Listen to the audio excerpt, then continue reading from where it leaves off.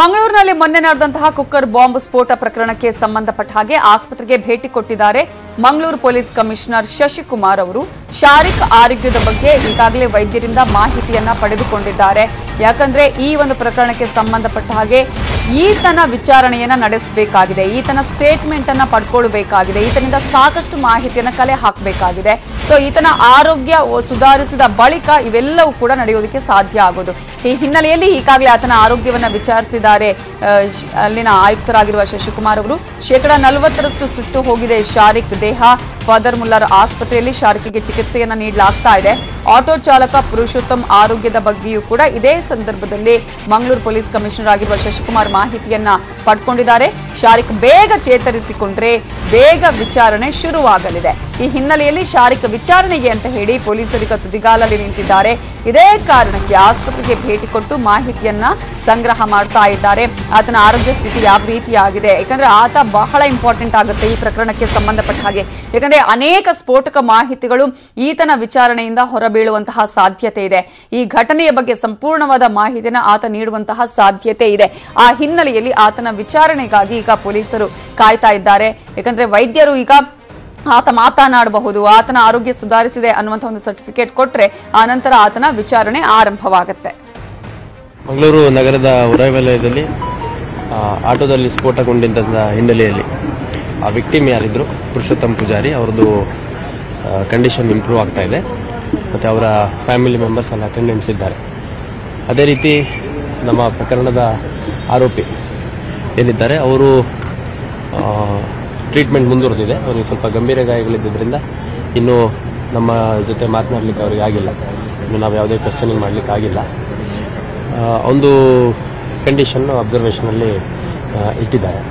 ಮತ್ತು ಈ ಒಂದು ಘಟನೆ ಹಿನ್ನೆಲೆಯಲ್ಲಿ ನಮ್ಮ ಮಂಗಳೂರು ನಗರ ಸೇರಿದಂತೆ ಯಾವ್ಯಾವ ಮಂಗಳೂರು ನಗರದ ನಗರ ಕಮಿಷನರೇಟ್ನ ಸೂಕ್ಷ್ಮ ಪ್ರದೇಶಗಳಿದ್ದಾವೆ ಅಲ್ಲಿ ಹೆಚ್ಚುವರಿಯಾಗಿ ನಾವು ಒಂದು ಪಿಕೆಟಿಂಗ್ ಹಾಕುವಂಥದ್ದು, ಡಿಪ್ಲಾಯ್ಮೆಂಟ್ ಮಾಡುವಂಥದ್ದು, ಮತ್ತು ನಮ್ಮ ಆ್ಯಂಟಿ ಸಬೋಟೇಜ್ ಚೆಕ್ ಏನಿದೆ, ಡಾಗ್ ಸ್ಕ್ವಾಡ್ ಏನಿದೆ ಅದನ್ನು ಉಪಯೋಗಿಸ್ಕೊಂಡು ಏರಿಯಾ ಡಾಮಿನೇಷನ್ ಮಾಡುವಂಥದ್ದು, ಮತ್ತು ಜನ ನಿಬಿಡ ಪ್ರದೇಶ ಯಾವಿದ್ದಾವೆ ಹೆಚ್ಚು ಸಂಚಾರ ಇರುವಂಥದ್ದು, ಬಸ್ ಸ್ಟ್ಯಾಂಡ್, ರೈಲ್ವೆ ಸ್ಟೇಷನ್, ಅದೇ ರೀತಿ ಧಾರ್ಮಿಕ ಕೇಂದ್ರಗಳು ಮತ್ತು ಕೆಲವು ಮಾಲ್ಗಳು, ಹಾಸ್ಪಿಟಲ್ಸ್ ಎಲ್ಲ ಕಡೆ ನಾವು ಚೆಕಿಂಗ್ ಮಾಡುವಂಥದ್ದನ್ನ ಒಂದು ಕಾನ್ಫಿಡೆನ್ಸ್ ಬಿಲ್ಡಿಂಗ್ ಮೆಷರ್ ಆಗಿ.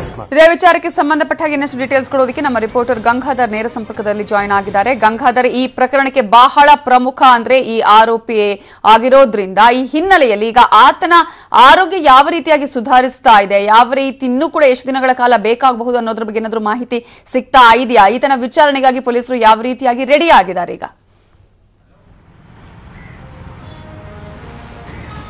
ನವಿತಾ ಜೈನ್ ಈಗ ಖಾಸಗಿ ಆಸ್ಪತ್ರೆಯಲ್ಲಿ ಚಿಕಿತ್ಸೆ ಪಡಿತಾ ಇರುವಂತಹ ಆರೋಪಿ ಶಾರಿಕ್ ಏನಿದ್ದಾನೆ ಆತನ ಹೇಳಿಕೆ ಮತ್ತೆ ಆತನ ಆರೋಗ್ಯದ ಸ್ಥಿತಿ ಕೂಡ ಅದು ಇದಾಗೋದಕ್ಕೆ ಆ ವೈದ್ಯರು ಕೂಡ ಫಿಟ್ನೆಸ್ ಸರ್ಟಿಫಿಕೇಟ್ನ ಕೊಡಬೇಕಾಗುತ್ತೆ.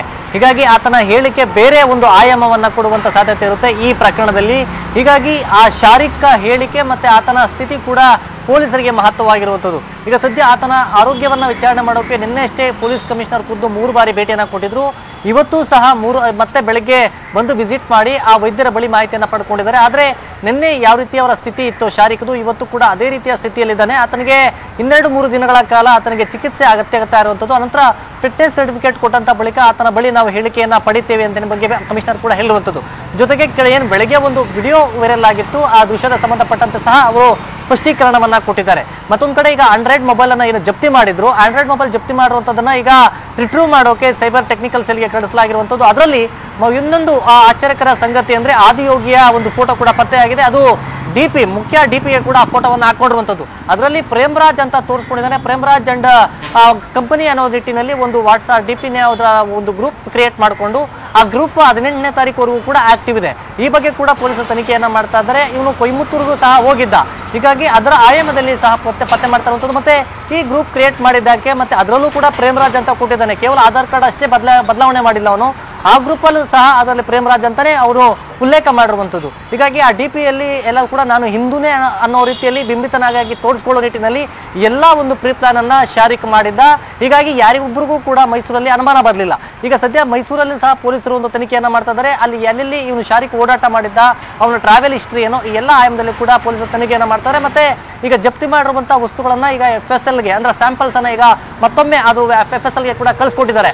ಇವತ್ತು ಬಹುತೇಕವಾಗಿ ಇವತ್ತು ಸಂಜೆ ಒಳಗೆ ಕೂಡ FSL ರಿಪೋರ್ಟ್ ಮನೆ ಸ್ಯಾಂಪಲ್ಸ್ ಕಲೆಕ್ಟ್ ಮಾಡಿ ತೆಗೆದುಕೊಂಡು ಹೋಗಿದ್ರು ಬೆಂಗಳೂರಿಗೆ ಆ ರಿಪೋರ್ಟ್ ಸಹ ಇಂದು ಸಂಜೆ ಬರುವಂತಹ ಸಾಧ್ಯತೆಗಳಿರುತ್ತೆ. ಒಟ್ಟಾರೆಯಾಗಿ ಇದು ಬೇರೆ ಬೇರೆ ಆಯಾಮವನ್ನ ಪಡ್ಕೊಳ್ತಾ ಇದೆ. ಮತ್ತೆ ಇದಕ್ಕೆ ಹೆಡ್ ಆಫ್ ಆಗಿರುವಂತದ್ದು ಕೊಯಮತ್ತೂರು, ಮೈಸೂರು ಮತ್ತೆ ಮಂಗಳೂರು, ಈ 3 ಭಾಗಗಳಲ್ಲಿ ಎನ್ಐ ಅಧಿಕಾರಿಗಳು ಸಹ ಸ್ಥಳೀಯ ಪೊಲೀಸರ ಸಹಕಾರದೊಂದಿಗೆ ತನಿಖೆಯನ್ನ ಮಾಡ್ತಾ ಇರುವಂತದ್ದು. ನವಿತಾ ಜೈನ್, ಥ್ಯಾಂಕ್ ಯು ಗಂಗಾಧರ್ ಡೀಟೇಲ್ಸ್ಗೆ. ಇನ್ನು ಮಂಗಳೂರು ಕುಕ್ಕರ್ ಬಾಂಬ್ ಬ್ಲಾಸ್ಟ್ ಪ್ರಕರಣಕ್ಕೆ ಸಂಬಂಧಪಟ್ಟ ಹಾಗೆ ಸುರಕ್ಷಾ ಕೂಡ ನಾವು ಈಗಾಗಲೇ ಹಿಡಿದಿದ್ದೇವೆ. ಇದು ಅತ್ಯಂತ ದೇಶದ ಸುರಕ್ಷತೆ ದೃಷ್ಟಿಯಿಂದ ಗಂಭೀರವಾಗಿ ನಾವು ತೆಗೆದುಕೊಂಡಿದ್ದೇವೆ. ಮತ್ತು ಈಗೇನೋ ಅವನು ಸಿಕ್ಕಿದ್ದಾನೆ, 24 ಗಂಟೆಯಲ್ಲಿ ಅವನ ನಿಜವಾದಂಥ ಹೆಸರು, ನಿಜವಾದ ಕನೆಕ್ಷನ್ಸು ಎಲ್ಲವೂ ಕೂಡ ಸಿಕ್ಕಿದ್ದರಿಂದ ಇದರ ಹಿಂದೆ ಇರುವಂಥ ಯಾವುದೂ ಸಂಸ್ಥೆ ಇದೆ, ಟೆರರ್ ಸಂಸ್ಥೆ, ಅಂತಾರಾಷ್ಟ್ರೀಯ ಮಟ್ಟದಲ್ಲಿರ್ಬೋದು, ನ್ಯಾಷನಲ್ ಲೆವೆಲಲ್ಲಿರ್ಬೋದು, ಅದನ್ನು ಭೇದಿಸೋದಕ್ಕೆ ಈಗಾಗಲೇ NIA ಕ್ರಮಗಳನ್ನು ತೆಗೆದುಕೊಂಡಿದ್ದಾರೆ.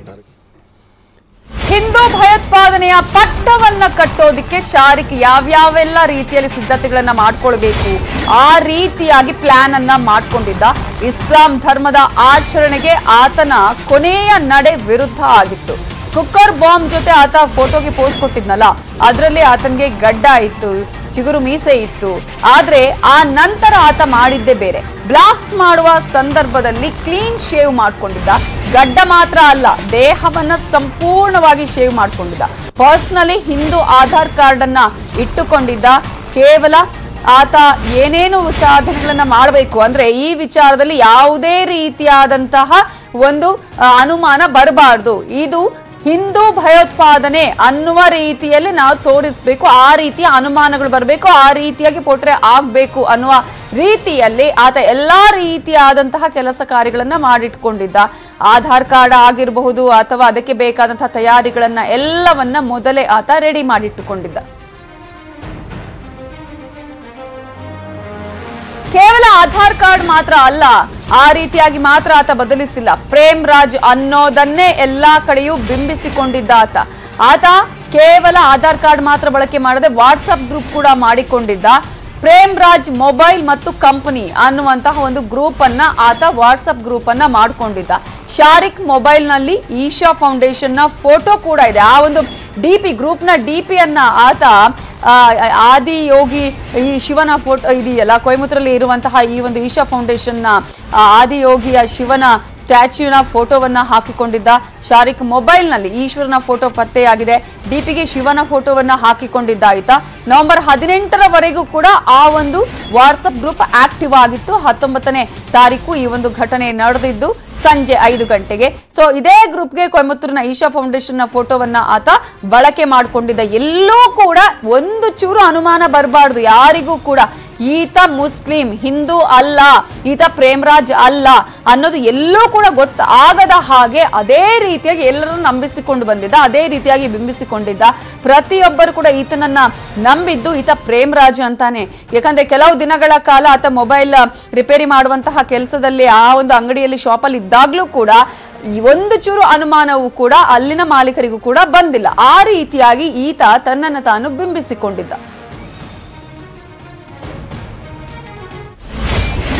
ಇನ್ನು ಮಂಗಳೂರು ಆಟೋದಲ್ಲಿ ನಡೆದಂತಹ ಕುಕ್ಕರ್ ಬ್ಲಾಸ್ಟ್ ಪ್ರಕರಣಕ್ಕೆ ಸಂಬಂಧಪಟ್ಟ ಹಾಗೆ ಶಾರಿಕ್ ಬಳಸಿದ ಸಿಮ್ ಕಾರ್ಡ್ಗೆ ಸಂಡೂರು ವಿಳಾಸ ಇದೆ. ಅರುಣ್ ಕುಮಾರ್ ಗೌಳಿ ಅನ್ನುವವರ ಆಧಾರ್ ವಿಳಾಸವನ್ನ ಕೊಟ್ಟಿದ್ದ. ಇವನು ಎಲ್ಲೆಲ್ಲಿ ಹೋಗ್ತಾನೆ, ಯಾವ್ಯಾವ ರೀತಿಯಾಗಿ ಸಿಮ್ಗಳನ್ನ ಬಳಕೆ ಮಾಡ್ತಾನೆ, ಈಗ ಕೊಯಮತ್ತೂರಿನ ಸುರೇಂದರ್ ಅನ್ನುವವರ ಒಂದು ಅಡ್ರೆಸ್ ಅನ್ನ ಕೊಟ್ಟಿದ್ದ. ಇನ್ನೊಂದು ಕಡೆ ಈಗ ಈ ಒಂದು ಸಂಡೂರು ಪಟ್ಟಣದಲ್ಲಿ ಅರುಣ್ ಗೌಳಿ ಅನ್ನುವರ ಒಂದು ಆಧಾರ್ ಕಾರ್ಡ್ನ ಮಾಹಿತಿಯನ್ನ ನೀಡಿದ್ದ. ಕೇಂದ್ರ ತನಿಖಾ ತಂಡಗಳಿಂದ ಸಂಡೂರಿನಲ್ಲಿ ಈಗಾಗಲೇ ಮಾಹಿತಿ ಸಂಗ್ರಹ ಮಾಡಲಾಗ್ತಾ ಇದ್ದು, ಸಂಡೂರು ಪಟ್ಟಣದಲ್ಲಿ ಅರುಣ್ ಗೌಳಿ ಬಗ್ಗೆ ಮಾಹಿತಿಯನ್ನ ಈಗಾಗಲೇ ಸಂಗ್ರಹ ಮಾಡಲಾಗ್ತಿದೆ. ಖಾಸಗಿ ಕಂಪನಿಯಲ್ಲಿ ಇಂಜಿನಿಯರ್ ಆಗಿದ್ದಾರೆ ಅರುಣ್ ಗೌಳಿ. ಅವರು ಕೂಡ ಅಷ್ಟೇ 1.5 ವರ್ಷದ ಹಿಂದೆ ಆಧಾರ್ ಅನ್ನ ಕಳ್ಕೊಂಡಿದ್ದಾರೆ. ಈ ದಾಖಲೆಯನ್ನ ಬಳಸಿ ಸಿಮ್ ಅನ್ನ ಪಡೆದಿದ್ರು ಈ ಒಂದು ಬ್ಲಾಸ್ಟ್ ನ ಆರೋಪಿಗಳು. ಪೊಲೀಸ್ ಮೂಲಗಳಿಂದ ನ್ಯೂಸ್ 18 ಕನ್ನಡಕ್ಕೆ ಮಾಹಿತಿ ಲಭ್ಯ ಆಗಿದೆ. ಈ ಹಿನ್ನೆಲೆಯಲ್ಲಿ ಈಗಾಗಲೇ ಪೊಲೀಸರು ತನಿಖೆಯನ್ನ ಮಾಡ್ತಿದ್ದಾರೆ. ಇದರ ಬಗ್ಗೆ ಇನ್ನಷ್ಟು ಡೀಟೇಲ್ಸ್ ಕೊಡೋದಕ್ಕೆ ನಮ್ಮ ರಿಪೋರ್ಟರ್ ಶರಣು ಹಂಪಿ ನೇರ ಸಂಪರ್ಕದಲ್ಲಿದ್ದಾರೆ. ಶರಣು, ಈಗ ಈತ ಯಾವ್ಯಾವ ರೀತಿಯಾಗಿ ಹಿಂದೂ ಅನ್ನೋದನ್ನ ತೋರಿಸುವಂತಹ ಪ್ರಯತ್ನ ಮಾಡ್ತಾ ಇದ್ದ ಅನ್ನೋದನ್ನ ಮೊನ್ನೆಯಿಂದಲೂ ಕೂಡ ನಾವು ನೋಡ್ತಾ ಇದೀವಿ. ಆಧಾರ್ ಕಾರ್ಡ್ ಪ್ರೇಮರಾಜ್ ಹೆಸರಲ್ಲಿ ಇನ್ ಕಡೆ ಸಿಮ್ಗೆ ಬೇರೆ ಬೇರೆಯವರ ಹೆಸರನ್ನ ಉಪಯೋಗಿಸಿಕೊಂಡು ಅವರ ವಿಳಾಸವನ್ನ ಇಟ್ಟುಕೊಂಡು ಈತ ಸಿಮ್ ಅನ್ನ ಪಡ್ಕೊಳ್ಳುವಂಥದ್ದು. ಈಗ ಅರುಣ್ ಕುಮಾರ್ ಗೌಳಿ ಅವರ ಕತೆ ಏನು? ಅವ್ರು ಯಾವಾಗ ಕಳ್ಕೊಂಡಿದ್ರಂತೆ ಆಧಾರ್? ಏನಾದ್ರು ಕಂಪ್ಲೇಂಟ್ ನೀಡಿದ್ರಾ? ಅದು ಇವನಿಗೆ ಹೇಗ್ ಸಿಕ್ತು ಅನ್ನೋದ್ರ ಬಗ್ಗೆ ಯಾವ ರೀತಿ ತನಿಖೆ ನಡೀತಿದೆ?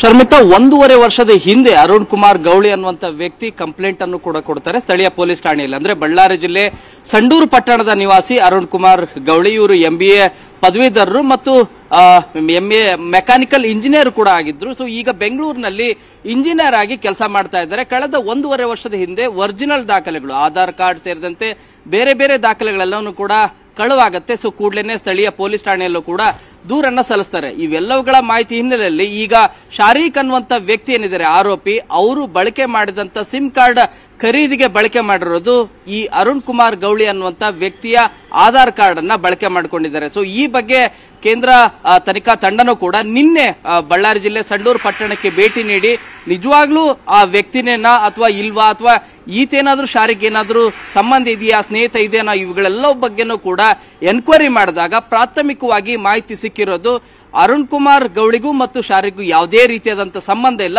1.5 ವರ್ಷದ ಹಿಂದೆ ಕಂಪ್ಲೇಂಟ್ ಅನ್ನು ಕೊಡ್ತಾರೆ. ಇವರು ದಾಖಲೆಗಳೆಲ್ಲವನ್ನು ಕೂಡ ಕಳುವು ಮಾಡ್ಕೊಂಡಿರ್ತಾರೆ, ಅಂದ್ರೆ ಮಿಸ್ ಆಗಿರುತ್ತೆ.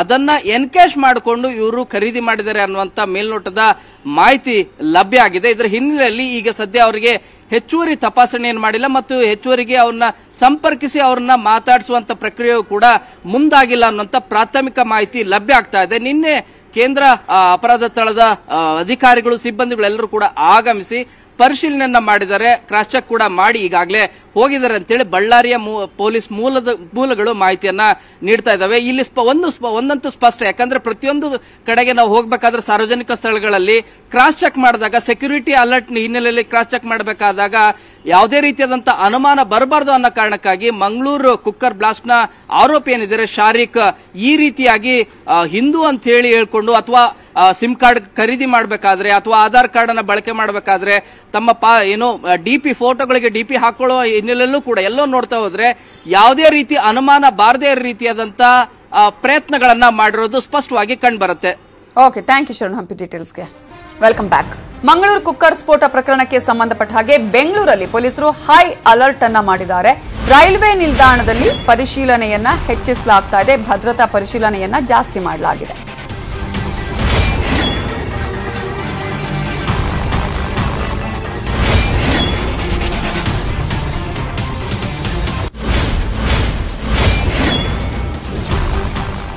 ಬಾಂಬ್ ಸ್ಕ್ವಾಡ್ ಸಹಿತ ಪರಿಶೀಲನೆಯನ್ನ ಮಾಡಲಾಗ್ತಾ ಇದೆ. ಮೆಜೆಸ್ಟಿಕ್ ರೈಲ್ವೆ ನಿಲ್ದಾಣದಲ್ಲಿ ಈಗ ಪರಿಶೀಲನೆಯನ್ನ ನಡೆಸಲಾಗ್ತಾ ಇದೆ. ರೈಲ್ವೆ ನಿಲ್ದಾಣ ಸೇರಿದಂತೆ ಸೂಕ್ಷ್ಮ ಪ್ರದೇಶಗಳಲ್ಲಿ ಕಟ್ಟೆಚ್ಚರವನ್ನ ವಹಿಸಲಾಗಿದ್ದು ರೈಲ್ವೆ ನಿಲ್ದಾಣದ ಎಲ್ಲಾ ಎಂಟ್ರಿಗಳನ್ನ ಕೂಡ ತಪಾಸಣೆ ಮಾಡಲಾಗ್ತಾ ಇದೆ. ಖುದ್ದು ರೈಲ್ವೆ SP ಅವರು ಈಗಾಗಲೇ ಸ್ಪೆಷಲ್ ಡ್ರೈವ್ ಮಾಡುತ್ತಿದ್ದು SP ಸೌಮ್ಯಲತಾ ಅವರಿಂದ ಸ್ಪೆಷಲ್ ತಪಾಸಣೆ ನಡೆಸಲಾಗ್ತಾ ಇದೆ. ಬಾಂಬ್ ನಿಷ್ಕ್ರಿಯ ದಳ ಹಾಗೂ ಡಾಗ್ ಸ್ಕ್ವಾಡ್ ನಿಂದ ತಪಾಸಣೆಯನ್ನ ಮಾಡಲಾಗ್ತಾ ಇದ್ದು ಈಗಾಗಲೇ ಈ ಒಂದು ಘಟನೆ ಎಲ್ಲಾ ಕಡೆ ಅಲರ್ಟ್ ಮಾಡುವ ಹಾಗೆ ಮಾಡಿದೆ. ಯಾಕಂದ್ರೆ ಯಾವಾಗ್ಲೂ ಕೂಡ ಅಲರ್ಟ್ ಆಗಿ ಇರಲೇಬೇಕು. ಯಾವ ಕ್ಷಣದಲ್ಲಿ ಏನಾಗುತ್ತೆ ಯಾರಿಗೂ ಕೂಡ ಗೊತ್ತಿಲ್ಲ. ಯಾರ್ಯಾರು ಯಾವ ಸಂದರ್ಭಗಳಲ್ಲಿ ಈ ರೀತಿಯಾದಂತಹ ಸನ್ನಿವೇಶಗಳನ್ನ ಸೃಷ್ಟಿ ಮಾಡಿಕೊಂಡು ಯಾವುದೇ ಅನಾಹುತವನ್ನ ಕೂಡ ಮಾಡೋದಕ್ಕೆ ಸಾಧ್ಯ ಆಗುತ್ತೆ. ಈ ನಿಟ್ಟಿನಲ್ಲಿ ಅವರೆಲ್ಲಾ ಕಡೆಗಳಲ್ಲಿ ಹೋಗ್ತಾರೆ. ಈಗಾಗಲೇ ಶಾರೀಕ್ ಕೂಡ ಅಂತಹದ್ದೇ ಒಂದು ರೀತಿಯಾದಂತಹ ಟ್ರಯಲ್ ಮಾಡಿದ್ದ. ಶಿವಮೊಗ್ಗದಲ್ಲೂ ಕೂಡ ತುಂಗಾ ನದಿ ತಟದಲ್ಲಿ ಟ್ರಯಲ್ ಬ್ಲಾಸ್ಟ್ ಮಾಡಿದ್ದ. ಇನ್ನೊಂದು ಕಡೆ ನಾವು ನೋಡೋದಾದ್ರೆ ಮಂಗಳೂರಿಗೆ ನವೆಂಬರ್ 19 ಮುಂಚೆ 10 ದಿನಗಳ ಮುಂಚೆನೆ ಆತ ಮಂಗಳೂರಿಗೆ ಹೋಗಿ ಅನೇಕ ಪ್ರದೇಶಗಳನ್ನ ನೋಡಿದ್ದ. ಎಲ್ಲೆಲ್ಲಿ ಏನೇನಿದೆ, ಯಾವ ರೀತಿಯಾಗಿದೆ, ಯಾವ ರೀತಿಯಾಗಿ ಸೆಕ್ಯೂರಿಟಿ ಇದೆ, ಎಲ್ಲದರ ಬಗ್ಗೆ ಕೂಡ ಮಾಹಿತಿಯನ್ನ ತಿಳ್ಕೊಂಡಿದ್ದ. ಸೊ ಈಗ ಬೆಂಗಳೂರಲ್ಲೂ ಕೂಡ ಪೊಲೀಸರು ಹೈ ಅಲರ್ಟ್ ಅನ್ನ ಮಾಡಿದ್ದು ರೈಲ್ವೆ ನಿಲ್ದಾಣದಲ್ಲಿ ಭದ್ರತೆಯನ್ನ ಪರಿಶೀಲನೆ ಮಾಡಿದ್ದಾರೆ. ಈಗ ಆತ ಮೈಸೂರಿನಿಂದ ಮಂಗಳೂರಿಗೆ ಹೋಗಿರೋದು, ಮಂಗಳೂರಿಗೆ ಈಗ ಹೇಗೆ ಹೋದ ಅನ್ನೋದು ಕೂಡ ಈಗಾಗಲೇ ಸಾಕಷ್ಟು ಮಾಹಿತಿಗಳು ಲಭ್ಯ ಆಗ್ತಾ ಇದೆ. ಮೈಸೂರಿನಿಂದ ಮಂಗಳೂರಿಗೆ ಹೋಗಿ ಪ್ರಮುಖವಾಗಿ ಆತ 3 ಬಸ್ಗಳನ್ನ ಅಲ್ಲಿ ಚೇಂಜ್ ಮಾಡಿದ್ದಾನೆ. ಆ ನಂತರ ಮಡಿಕೇರಿಯಿಂದ ಪುತ್ತೂರಿನಿಂದ ಪಂಪ್ವೆಲ್, ಹೀಗೆ ಎಲ್ಲಾ ಕಡೆಗಳಲ್ಲೂ ಕೂಡ ಈಗ ಸೆಕ್ಯೂರಿಟಿಯನ್ನ ಹೆಚ್ಚಿಸಲಾಗ್ತಿದೆ. ಬೆಂಗಳೂರಲ್ಲಿ ವ್ಯಕ್ತಿಯನ್ನ ಕೊಂದು ಠಾಣೆಗೆ ಶವವನ್ನ ತಂದಿದ್ದಾನೆ ಆರೋಪಿ. ಶವದ ಸಮೇತವಾಗಿ ಠಾಣೆಗೆ ಬಂದು ಆರೋಪಿ ಸರೆಂಡರ್ ಆಗಿದ್ದಾನೆ. ರಾಮಮೂರ್ತಿ ನಗರ ಠಾಣೆಯಲ್ಲಿ ಆರೋಪಿ ಸರೆಂಡರ್ ಆಗಿದ್ದಾನೆ.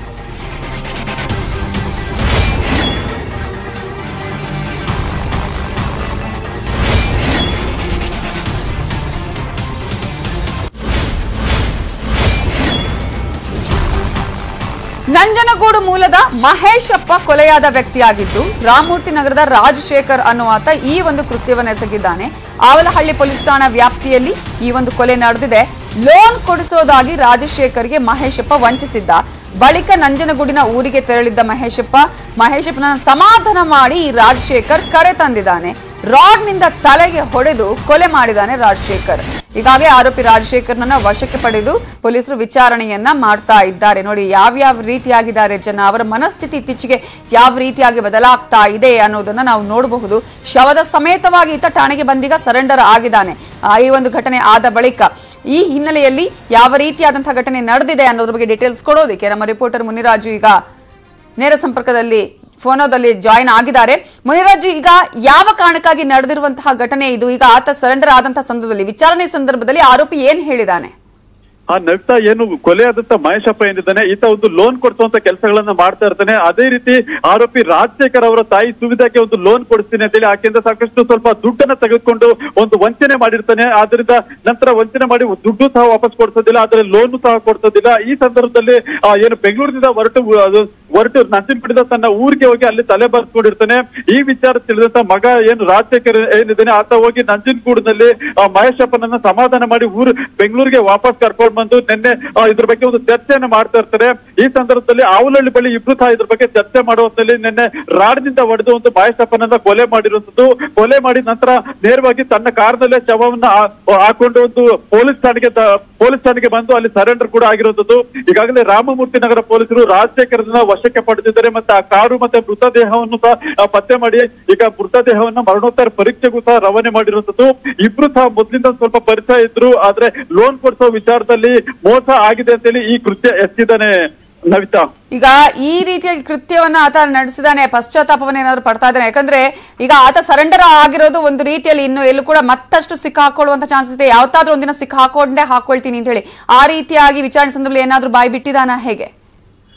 ನವಿತಾ, ಈಗ ಕೊಲೆ ಮಾಡಿ ಒಂದ್ ವೇಳೆ ಪರಾರಿ ಆದ್ರೂ ಸಹ ಪೊಲೀಸರು ತನ್ನನ್ನ ಪತ್ತೆ ಮಾಡ್ತಾರೆ, ಎಲ್ಲಿದ್ರು ಬಿಡೋದಿಲ್ಲ ಅಂತೇಳಿ ರಾಜಶೇಖರ್ ಮೊದಲೇ ತಿಳಿದಿದ್ದ. ಅದರಿಂದ ಕೊಲೆ ಮಾಡಿ ಪರಾರಿ ಆಗೋದಕ್ಕಿಂತ ಶವದ ಸಮೇತ ಒಂದು ಸ್ಟೇಷನ್ಗೆ ಹೋಗಿ ಸರೆಂಡರ್ ಆಗ್ಬೋದು ಅಂತೇಳಿ ಈ ಒಂದು ಇಂಟೆನ್ಷನ್ ಇಟ್ಕೊಂಡು ಅಥವಾ ಒಂದು ಏನು ಮಹೇಶಪ್ಪನ ಮೃತದೇಹದ ಸಮೇತ ಒಂದು ಕಾರ್ನಲ್ಲಿ ಪೊಲೀಸ್ ಠಾಣೆಗೆ ಬರ್ತಾನೆ. ಪೊಲೀಸ್ ಠಾಣೆ ಬಳಿ ಪೊಲೀಸರಿಗೆ ಮಾಹಿತಿಯನ್ನು ಕೊಟ್ಟು ಈ ರೀತಿ ಕೊಲೆ ಮಾಡಿದೀವಿ, ಮೃತದೇಹ ಕಾರ್ನಲ್ಲೇ ಇದೆ ಅಂತೇಳಿ ಒಂದು ಮಾಹಿತಿ ಕೊಟ್ಟಾಗ ಆತನನ್ನ ವಶಕ್ಕೆ ಪಡ್ಕೊಂಡು ಒಂದು ತನಿಖೆ ಮಾಡಿದಾಗ ಈ ಒಂದು ಲೋನ್ ವಿಚಾರ ಬೆಳಕಿಗೆ ಬಂದಿದೆ. ಮತ್ತೆ ಇಬ್ರು ಸಹ ಒಬ್ಬ ಬೆಂಗಳೂರಿನ ನಿವಾಸಿ ಮತ್ತೊಬ್ಬ ನಂಜನಗೂಡ ನಿವಾಸಿ ಆಗಿದ್ರು. ಆದ್ರೆ ಲೋನ್ ವಿಚಾರವಾಗಿ ಅಲ್ಲಿ ಇಲ್ಲಿ ಕೆಲಸಗಳ ನಿಮಿತ್ತ ಓಡಾಡ್ಬೇಕಾದ್ರೆ ಇಬ್ರು ಸಹ ಪರಿಚಯ ಆಗಿ ಒಂದು ಲೋನ್ ಕೊಡ್ತೀನಿ ಅಂತ ಹೇಳಿ ಹಣ ಪಡೆದು ವಂಚನೆ ಮಾಡಿದ್ದ ಅಂತ ಹೇಳಿ ತನಿಖೆಯಿಂದ ಗೊತ್ತಾಗಿದೆ. ಈಗ ಅವರ ಮನೆಯವರಿಗೆ ಗೊತ್ತಿದೆಯಾ ಈ ವಿಚಾರ ಹೇಗೆ ಅಂತ ಹೇಳಿ? ನಗ್ತಾ ಈಗಾಗಲೇ ಏನು ಮೃತನ ಮನೆಯವರಿಗೆ ಪೊಲೀಸರು ಒಂದು ಮಾಹಿತಿಯನ್ನು ಕೊಟ್ಟಿದ್ದಾರೆ. ಅವರನ್ನು ಸಹ ಬೆಂಗಳೂರಿಗೆ ಕರೆತರುವಂತ ಕೆಲಸವನ್ನು ಸಹ ಮಾಡಿದ್ದಾರೆ. ಅವರು ಬೆಂಗಳೂರಿಗೆ ಬಂದ ನಂತರ ಮೃತದೇಹದ ಒಂದು ಮರಣೋತ್ತರ ಪರೀಕ್ಷೆಯನ್ನ ಮಾಡಿ ಮೃತದೇಹವನ್ನ ಅವರಿಗೆ ಕುಟುಂಬದವರಿಗೆ ಹ್ಯಾಂಡ್ ಓವರ್ ಮಾಡೋದಕ್ಕೂ ಸಹ ಪೊಲೀಸರು ತಯಾರಾಗಿದ್ದಾರೆ. ಈಗಾಗಲೇ ಅಂಬೇಡ್ಕರ್ ಆಸ್ಪತ್ರೆಗೆ ಮೃತದೇಹವನ್ನ ರವಾನೆ ಮಾಡಿದ್ದಾರೆ. ನವಿತಾ, ಎಷ್ಟು ಟೈಮ್ ಇವರಿಬ್ರು ಪರಿಚಯ? ಲೋನ್ ನ ವಿಚಾರ ಯಾವಾಗ ಆರಂಭ ಆಯ್ತು? ಈಗ ಈ ರೀತಿಯಾದಂತಹ ಲೋನ್ ವಿಚಾರವೇ ಕೊಲೆಗೆ ಕಾರಣ ಆಗ್ತಾ ಅಂದ್ರೆ ಏನಾದ್ರೂ ನಿನ್ನೆ ದೊಡ್ಡ ಮಟ್ಟದ ಜಗಳ ಆಗಿತ್ತಾ ಹೇಗೆ? ನವಿತಾ, ಏನು ಲೋನ್ ಕೊಡ್ಸೋದಕ್ಕೆ ಏನು ಸುವಿಧೆ ಏನಿದ್ರೆ ಆಕೆಗೆ ಈತ ವಂಚನೆ ಮಾಡಿರ್ತಾನೆ. ಸ್ವಲ್ಪ ಹಣವನ್ನು ಸಹ ಪಡ್ಕೊಂಡು ಅದ್ರ ಬಗ್ಗೆ ಒಂದು ಹಣವನ್ನು ವಾಪಸ್ ಕೊಡದೆ ವಂಚನೆ ಮಾಡಿರ್ತಾನೆ. ಮತ್ತೆ ಹಣವನ್ನು ವಾಪಸ್ ಕೇಳೋಣ ಅಂದ್ರೆ ಆ ಸಂದರ್ಭದಲ್ಲಿ ಈತ ಒಂದು ತನ್ನ ಊರಿಗೆ ಹೋಗಿ ತಲೆ ಮಾರ್ಸ್ಕೊಂಡಿದ್ದ. ಇದು ಸುಮಾರು ಒಂದು ಕೆಲವು ತಿಂಗಳಿಂದ ಈ ಒಂದು ಘಟನೆ ನಡೆದಿತ್ತು. ಆ ನಂತರ ಪದೇ ಎಷ್ಟೇ ಟ್ರೈ ಮಾಡಿದ್ರು ಸಹ ಒಂದು ಹಣ ವಾಪಸ್ ಬರ್ತಾ ಇರ್ಲಿಲ್ಲ. ಅದನ್ನ ವಾಪಸ್ ಏನಾದ್ರು ಮಾಡಿ ಮಾತುಕತೆಗೆ ಕರೆಸ್ಬೇಕು ಅಂತೇಳಿ ವಾಪಸ್ ಕರೆ ತಂದಾಗ ಈ ಒಂದು ಘಟನೆ ನಡೆದಿದೆ. Okay, fine, thank you Muniraj ಡೀಟೇಲ್ಸ್ಗೆ. ರಾಜ್ಯಕ್ಕೆ ಹೊಸ ನಾಡದೇವತೆಯ ಚಿತ್ರವನ್ನ ಶಿಫಾರಸು ಮಾಡಲಾಗಿದೆ. ಚಿತ್ರಕಲಾವಿದ ಕೆ ಸೋಮಶೇಖರ್ ಸಿದ್ಧಪಡಿಸಿರುವ ನಾಡದೇವತೆಯ ಚಿತ್ರವನ್ನ ಅಧಿಕೃತ ಅಂತ ಪರಿಗಣಿಸಬೇಕು ಅಂತ ಶಿಫಾರಸು ಮಾಡಲಾಗಿದೆ. ದಲಿತ ಕಲಾ ಅಕಾಡೆಮಿ ಮಾಜಿ ಅಧ್ಯಕ್ಷ ಡಿ ಮಹೇಂದ್ರ ಅಧ್ಯಕ್ಷತೆಯ ಸಮಿತಿ ಸರ್ಕಾರಕ್ಕೆ ಶಿಫಾರಸು ಮಾಡಿದೆ. ಸಮಿತಿ ಶಿಫಾರಸು ಮಾಡಿರುವ ನಾಡದೇವತೆ ಚಿತ್ರದ ಹಿಂದೆ ಕರ್ನಾಟಕದ ನಕ್ಷೆ ಇದೆ. ಕಾಲಿಗೆ ಆಸರೆಯಾಗಿ ಕೆಳಗೆ 1 ಹಾಗೂ ಕಾಲಿನ ಇಕ್ಕಲೆಗಳಲ್ಲಿ 2 ಕಮಲದ ಹೂಗಳಿವೆ. ಸರ್ಕಾರಿ ಕಾರ್ಯಕ್ರಮಗಳಲ್ಲಿ ಕಡ್ಡಾಯವಾಗಿ ಬಳಸುವಂತೆ ಮಾಡಲು ಮತ್ತು ಶಾಲಾ ಕಾಲೇಜುಗಳ ಗೋಡೆಗಳಲ್ಲಿ ಅಳವಡಿಸಲು ಶಿಫಾರಸು ಮಾಡಲಾಗಿದೆ.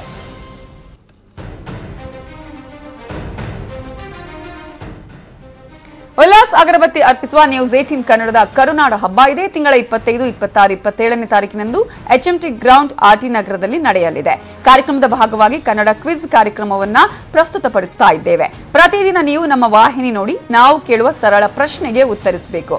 ವಿಜೇತರಿಗೆ ಪ್ರತಿದಿನವೂ ಚಿನ್ನದ ನಾಣ್ಯ ಗೆಲ್ಲುವ ಅದೃಷ್ಟದ ಅವಕಾಶ ಕಾಯ್ತಾ ಇದೆ.